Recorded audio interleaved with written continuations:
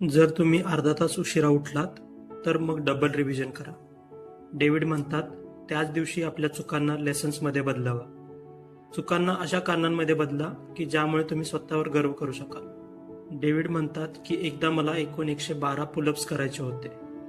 शेवटच्या सेटमध्ये मी 12च्या जागी 11 केले कारण मी खूप दमलो होतो. मी घरी आलो पण मी जेवणच करू शकलो नाही. माझ्या मनात एकच गोष्ट सुरू होती की माझं आजचं एक पुलअप कमी करणं हे उद्याची शॉर्टकट घेण्याची सवय बनायला नको. मी परत जिममध्ये गेलो आणि पुन्हा 112 पुलअप्स करून घरी आलो आणि मग शांतपणे झोपलो.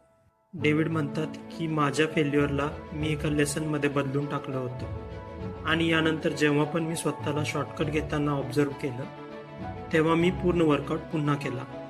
जर तुम्ही आज 1 तास टाइम वेस्ट केला असेल तर तुम्ही 1च्या जागी 2 तास अभ्यास करा.